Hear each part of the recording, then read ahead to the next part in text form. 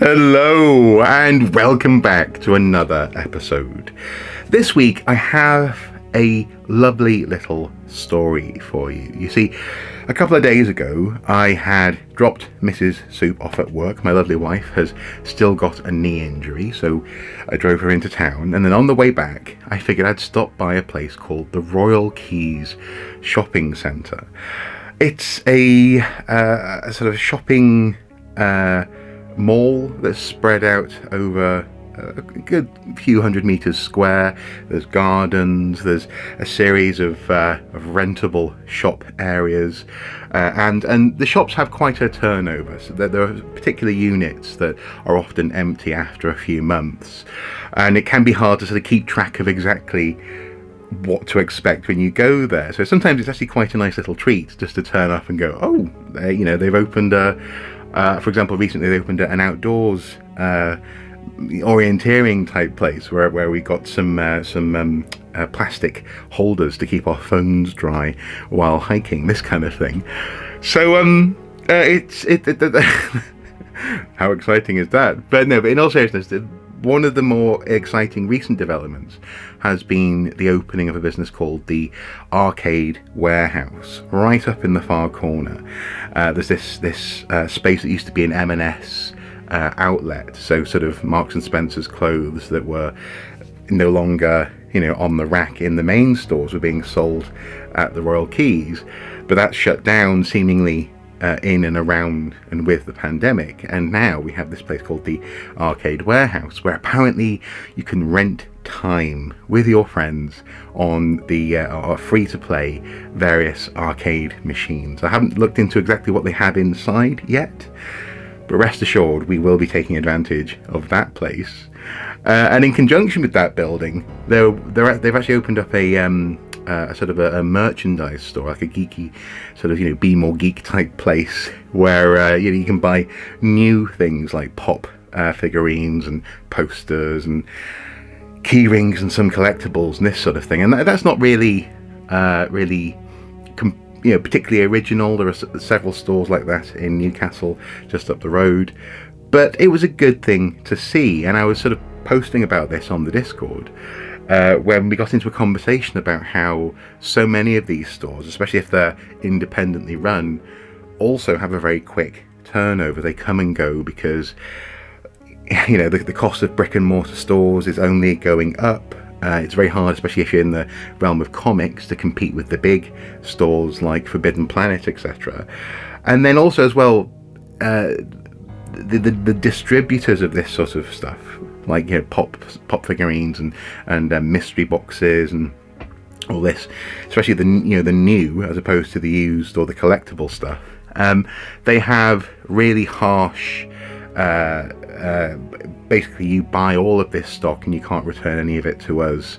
Sort of terms of service with small dealers that large dealers don't have to labour under. If they don't sell, then they can return their stock to the distributor, maybe at a slight loss. So it's hard to stay in business, and over the years I've seen stores come and go. There's a store in a place called Bolden Colliery just south of the river, which was fantastic. It was comics, it was figures, it was retro gaming, it was board games. It's all this sort of stuff in an old post office in Bolden Colliery that's no longer there. And I did try to support them. Every time I went south of the river, I'd stop off in Bolden just to have a look around, and more often than not I'd spend at least a tenner there. But yeah, no more. And they had plans for expansion, but seemingly that fell apart. I think they were going to expand into the old police station, I seem to recall, but that didn't happen. And there have been a couple of stores here in Wallzen.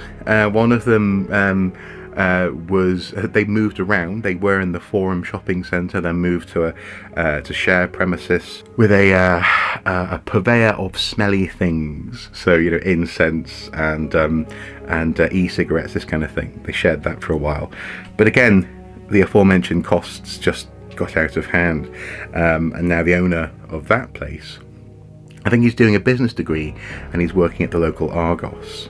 Sometimes I bump into him there, and that's quite nice to see. But but it's hard to stay open. And the same goes for another business that was also in the Forum Shopping Centre back in 2018. And I thought I took a photo of the shop.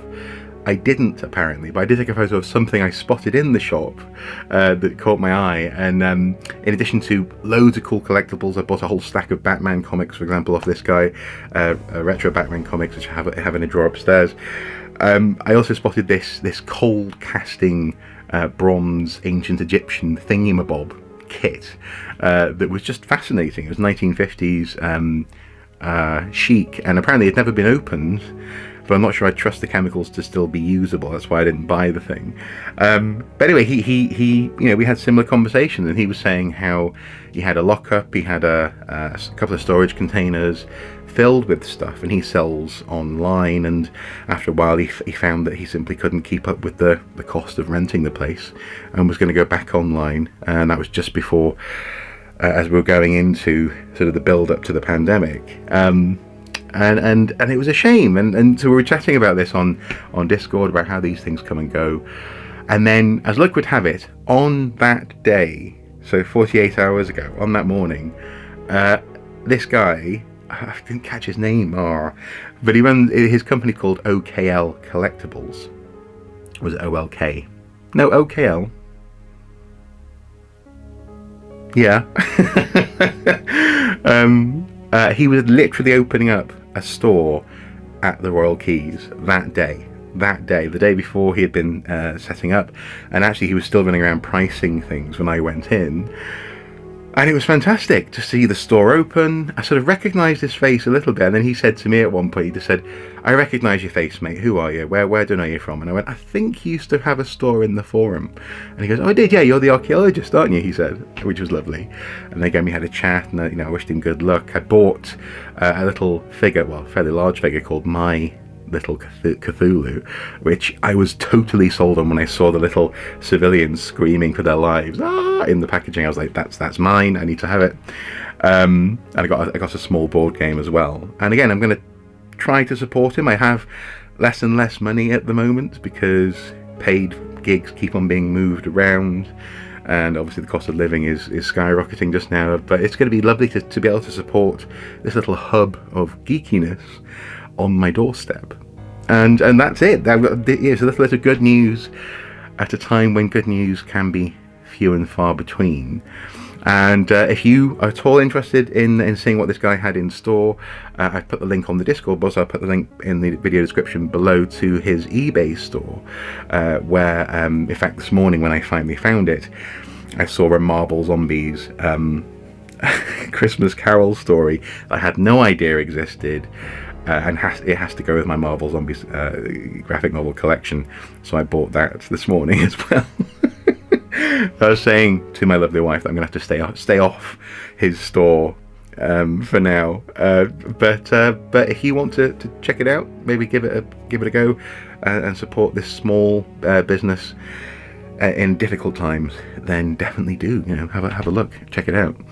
But it's just nice. It's good news. There's a little good news on that landscape of independent, nerdy, collectible, computer gamey shopping that I think is absolutely worth supporting, and hopefully we'll see more of that over the years because there is a market, especially with so locally there's a computer game, an independent computer game franchise called Granger Games that closed down. They had stores across the northeast of England, and with places like that shutting, we're seeing a real stranglehold from places like Amazon and HMV to a certain extent, and other places where they can really the game store game, they can sort of keep the market price really a bit too high for its own good, and also second-hand games just go online. They're no longer really available in brick and mortar stores. So